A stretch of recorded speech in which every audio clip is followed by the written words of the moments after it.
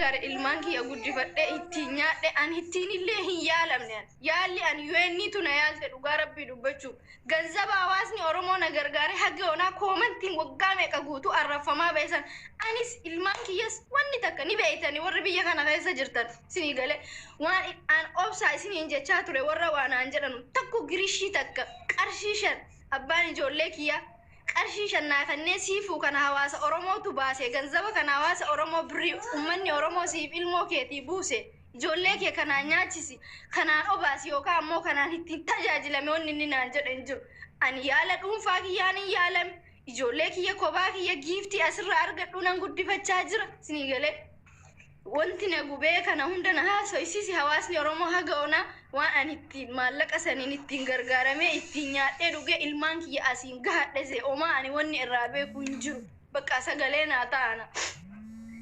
Okay, bakka mi'a namoonni kun wanta dubbatan usmee fa'aa eenyu dubbiin faallee dubbadhaati yaada keessa mi'a hunda. Ana hubanneerra sii hubanna siif waan ati jette kana hubanne warroota san kontaaktii ni qabda warra gaafa duraa ispoonsara isinii galche. Adreesii isaanii qabda bilbila isaanii.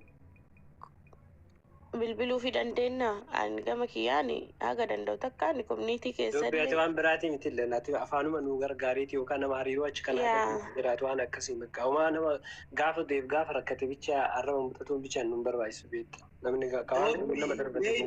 Laali dubbiin ijoon bakki jirtu bakka kana argitee gurbaan kun amma eega biyya galee ispoonsarri isaa jalaa bada mallaqallee jara galagalee naaf fudhachuu danda'a. Osoo sadarkaa saniin deebiin mallaqni sunillee qabamee bakka jiru dhaabatee ispoonsarri sun sirraa'ee jarana siifuuf jettee miti Oromoon ka guurte ijoollee saniif jettee gurbaa saniif jetteeti miti ijoollee saniif jettee guurte. Ijoolleen tun biyya kana keessaa yoo hin bayini rakkoodha. Ani isinii hima hin danda'amu. Nuti warri argitanii lubbuu nama lamaa tokkootiin jiraannu dadhabneerra jireenyi argitanii kan namni argitee nama qarqaaru dhiisi harka ofiiti. Assalamu alaikum warahmatullahi wabarakatuh. Kabajamtoota jaallatamtoota Ummu Khalid family baga rabbiin isaatii kanaan isin gahee isiniin jedha obboleeyyan kiyya. Waan hedduu nama gaddisiisu jechuudha. Wallaahi waan hedduu namatti dhagahamu. Obboleettii teenya tana hedduu tokko rakkoon guddaan irra gahaa ture jechuudha. Namni kuni subhaanallah ilmaan akkana babbareedu kana rabbiin qaallicha kanaa kenne wallaahi laazim har'ammoo as deebi'eetiin ilmaan kanaa fi haadha manaa isaa tana gatee lubbuu maaltu isaa dubartii biraa fuudha. Lubbuu maaltu isaa dubartii biraa fuudha. Ilmaan kana gatee mee jamaa kiyya ilmaan kana gatee ilmaan nama 4 kana isii tana durallee si jaaladhe jedhee walii galanii seeran nikaa hidhatanii fuudhe. Shaaree gubbarraa hin fuune warratti ergatee seeran fuudhe. Akkamitti gahee abbummaa bahachuu dadhabe qaallichi kun. Nama takka wallaahi sammuun isaa keessi sammuu isaa baqqaa zeeroo. Waa takka yaaduu hin danda'u. Waa takka baqqa yaadni isaa dubartima jechuudha. Baqqa yaadni isaa dubartima. Hasbi Allahu wa ni'mal wakiil. Dhugaa rabbii dubbachuudhaaf waan hedduu hamilee nama cabsu waan hedduu garaa nama nyaatu obboleettii teenya tana dhima bootti yeroo hundaa miidiyaa kanarratti jechuudha. Haga namni xannashee yeroo maraa ima boottaati birrii baratte hanga namni jedhuun takkatti jechuudha. Walaakin nahoo isii wanni boochisu waa hedduu edaa. Isii waa hedduu boochisa.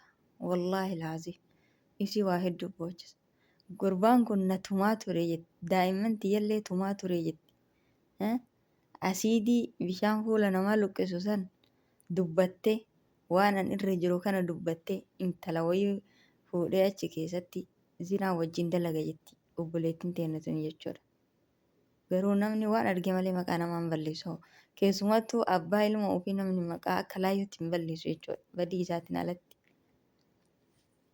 Kana himtee kanaaf badii dalagaa garuu isi jedhe wallahu a'lam ani jetti illee nagarree jechuun illee hin danda'u jechuudha. Maaliifuu isii waan isiin jette isinitti himaa jira. Ani kuni akka garaa rabbiititti hedduu itti nama gaafachiisan nama tokkoon badii dalayde jechuun odoon argin jechuudha. Garuu obboleettii teenna tanatu haati manaa isaa akkana jetti jechuudha. Kanaafi kana dubbattee waan ani itti jiru kana dubbattee wallaahi bishaan fuula nama luqqisan asiidii barakii nama maalii jedhan san isa fuulatti si naqa naan jedhe jetti. Jarakiyya mee ilaalaa wallaahi laziim yeroo heerumtan yeroo bultii ijaarrattan haga dandeettaniin nama ofirraa laalaa filadhaa. Nama filadhaa. Nama sammuu fi aqlii qabutti heeruma obboleeyyanti. Nama rabbiin aqlii keessaa fuudhe sammuun isaa bakka duwwaa doofaa kanatti rabbiin isin hin qabini. Rabbiin kee kanarraa isin haa eegu. Wallaahi laziim nama akkanaatirraa rabbi isin haa eegu. Nama borullee ilmaan keessa wajjin isin gaturraa rabbi isin haa eegu. Wallaahi dhiira kennallee rabbiin abboo sammuu isaanii haa banu. Abboo wallaahi hedduu tokko dubartii boochisaa jiran jechuudha miidiyaa kanarraa. Dubartii tanatti taphataa jiran jechuudha. Ergamaan rabbii sallallahu alaihi wasallam gisee duniyaarraa deeman wallaahi laziim dubartii tana wallaahi waa lama bichaa dhaabatanii duniyaarraa deeman sallallahu alaihi wasallam. Suni salaataa fi dubartiidha jechuudha. Salaanni isinitti amaanaa waan harki keessan handhuurfattillee wanni harki keessan handhuurfattillee isinirratti amaanaa jedhan ergamaan rabbi. Wanni harki isaanii handhuurfatte maali? Dubartiidha jechuudha. Dubartiitu harka dhiiraa jira jechuudha. Isinii galee aangoo rabbiin isaanirra kaa'ee harka isaanii nu kaa'ee jechuudha. Amma isaan akkatti nuti taphataa jiran kan inshaa Allah jazaa nama miidhamee hunda rabbiin kafaluuf ta'a. Jazaa nama miidhamee hunda muulan rabbiin guddaan kafaluuf ta'a jechuudha. Ila wallaahi re'een gaafa qabdu ta duniyaa tanarratti re'ee gaafa hin qabne waraante akiraa kaafamte re'een gaafa hin qabne taasirratti waraanamte sun gaafni itti deebi'ee re'ee gaafa qabdu san waraante harka irraa kafalatti jira. Rabbiin guddaan harka kafaluuf ta'a jechuudha. Akkanatti hin haftuuf jechuudha nama miidhe nama akkatti dukkana ciliwwii keessatti nama gate ilmaanii wajji nama rakkise. Wallaahi laziim ilmoon takkitiin hagam nama rakkifte obboleeyyanti. Ilmoon takkitiin hagam nama rakkifte. Onksu billaahi laziim ilmoon takkitiin hagam nama rakkifte. Ilmoo sadii ilmoo afur dhiisati wallaahi ilmoon takkittiin iyyuu hagam nama rakkifte biyya namaa keessatti abbaa malee jechuudha. Kuni du'aan akka waan irraa du'ee jechuudha kalaas. Qabrii jira malee duniyaa gubbarra hin jiru jechuudha. Ilmaan tana gatee akka feete ta'e ilmaan wajjin ilmaanii fi atillee jireenya kee keessaa bahaa. Garam jireenya isaa keessaa baate ilmi kun dhiiga isaati miti. Ilmaan tun dhiiga isaati miti. Ilmaan ta'e isaati miti jechuudha. Ilmaan ta'e isaati miti jechuudha. Wallaahi laziim bara ajaa'ibuma rabbii kana keessa jira. Ajaa'ibuma qiyaamaan kaloofte. Wallaahi laziim uummanni akkatti wal fixa. Kun asitti wal daran. Kun asitti wal daran. Xiqqaan guddaa hirrifatu. Guddaan xiqqaa hirrifatu. Ani uummata rabbiin akkatti sammuu isaanii qollofe uummata keenya uummata Oromoo kana malee agarree jechuudha. Sammuun isaanii bal'iftee hin yaaddu. Walii hin jaalatan. Kutaa kutaatti addaan wal qoodan. Dhiirri tokko intala kutaa biraa yoo fuudhe akkasitti dararee handaaratti darbee biraa tarabbuleeyyanti. Wallaahi laziim. Silaa waan guyyaa fuula rabbii nu eeggatu beeyne silaa akkana hin dalagu. Akka amma firiin xixanii fiiganii waan argan dalagan kanaa miti dubbiin jechuudha. Miidhamaa hunda rabbiin harka isaa deebisuuf ta'a. Nama miidhe san harka irraa kafaluuf ta'a jechuudha.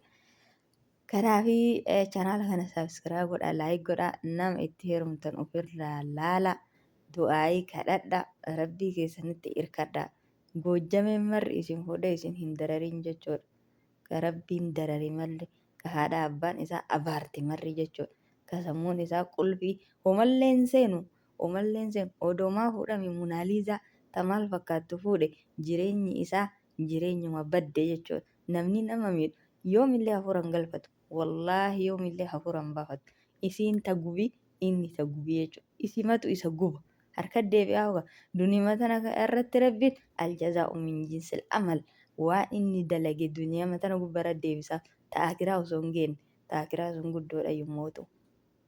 isinii gale kana wallaahi rabbi irraa isin haa eegu ummata mujrimarra rabbi isin haa eegu nama nagahaa rabbi isinitti haa qabu dhiira keenyallee dhiira nagahaa dhiira sammuun bal'iftee yaadu rabbi isaan haa taasisu inshallah chaanaala kana guddisaa isiniin jedha obboleeyyantii yaa baarakallaahu fiikum hedduu laayik godhaa sabskiraayib godhaa inshallah